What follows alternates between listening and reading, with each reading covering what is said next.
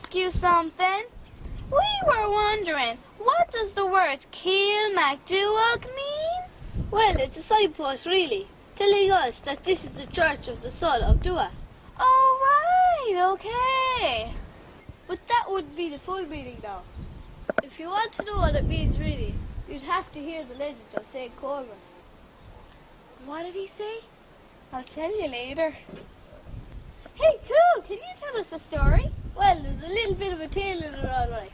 But if you want to hear it, I know 2 great girls for the job. Okay, wow, cool, thanks. Now they'll tell you a story or two about the great Kilmacduagh. There is a story that links St.Colman to King Castle here in King Guaire. Legend has it that King Guaire was feasting in his castle after a successful hunt. It was nearly Easter, and St.Colman and his assistant were fasting for Lent, and they were starving. As they sat praying in the woods, all the dishes from King Guaire's feast lifted off the tables and flew all the way to St.Colman's cave. The king and his servants looked high and low for the feast, but it was nowhere to be seen. He was furious. He stormed out of the castle, jumped on his horse, and followed in pursuit of the dishes.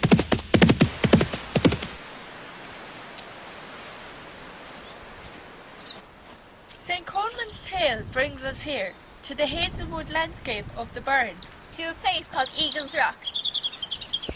Legend has it that he lived in the woods, away from the cares of the material world. This would have been a wishing well and a holy spring, long before it became known as St. Colman's Well. Isn't it magical?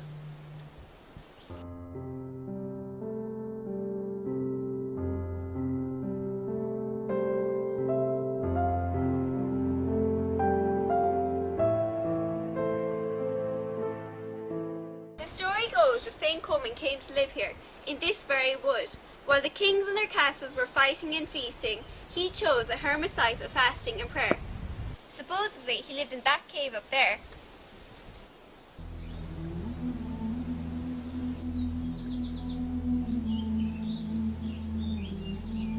As Colman and his assistant prayed, Guaire's feast miraculously appeared before them. Finally, Guaire reached Colman's cave. To this day, you can see hoof prints in the rock, and the road they travelled is known as Burren, or the Road of the Dishes. When at last King Guaire was led into the wood, he and St. Colman stood face to face. At that moment, the king was no longer angry, and they shook hands and embraced. And so Kilmacduagh was formed by St. Colman in the early 600s, and he became bishop of all of King Guaire's territory.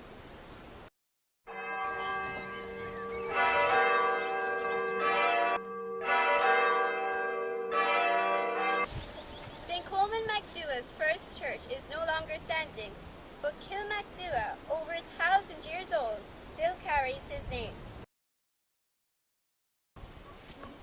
So, did you like the story of St. Colman?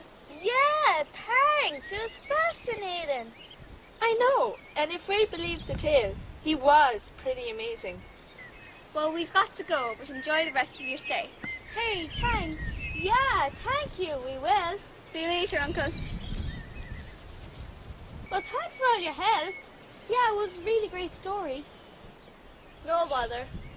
All of it is work.